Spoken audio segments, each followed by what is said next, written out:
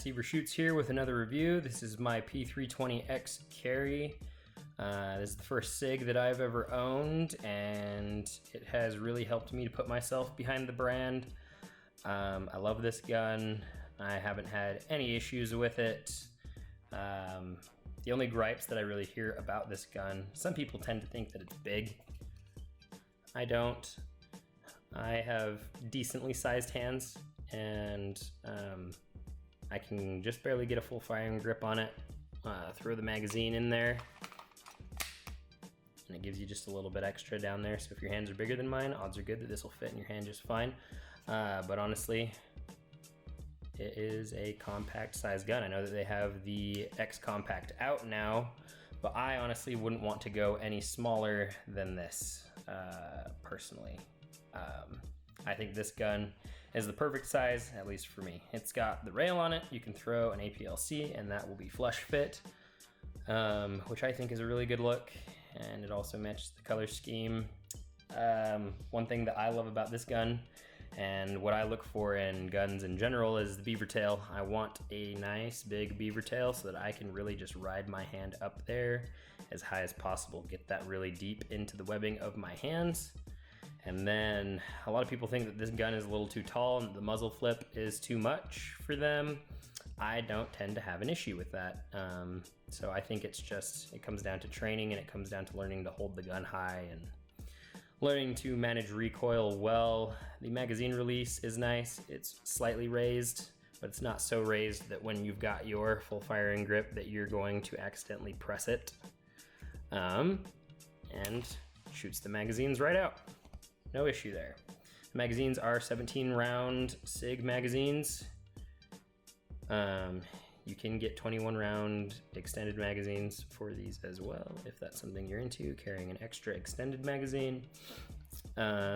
These sights, I believe, are SIG Light night sights. They glow in the dark.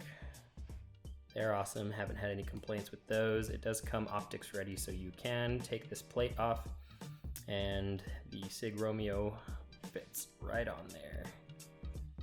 The trigger is one of my favorite features of this gun, and it's one of the reasons I went with this SIG P320 instead of one of the others that they already had out. You just have the littlest bit of take up before you hit the wall, and then at 90 degrees flat, the brakes. Really crisp, really clean trigger. Bring you back center here. Boom, nothing.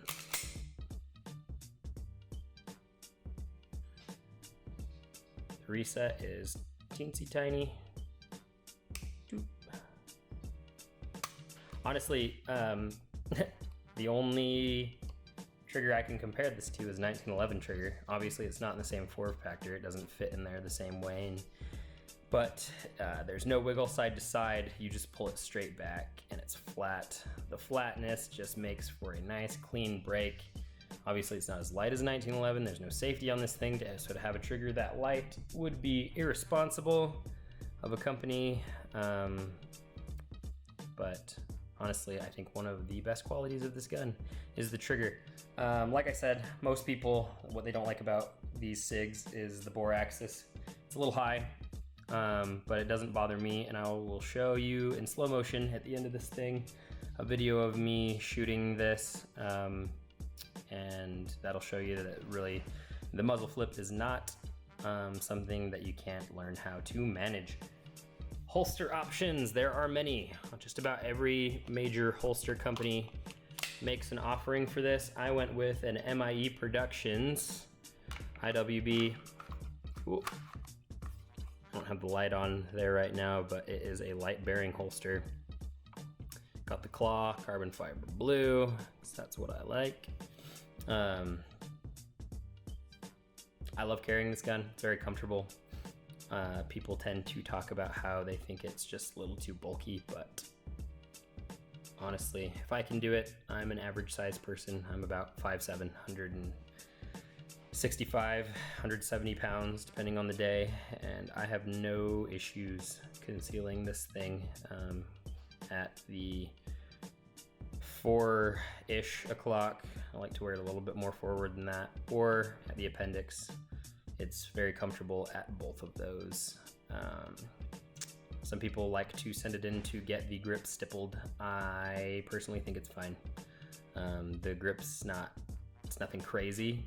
It's not going to rub you the wrong way, but it's grippy enough that you can hold on to it if you're sweaty or bloody or whatever it is that you are that is making you moist. You'll be able to hold on to this gun. You'll be able to find plenty of holsters for it. You'll be able to throw on any lights you want, find any aftermarket stippling and grip tapes and blah, blah, blah. There's aftermarket slides. This is one of the most customizable guns on the market right now. I think that's just because it is so popular. That is my review. Hope you enjoyed it. Like and subscribe if you did, and I will catch you later.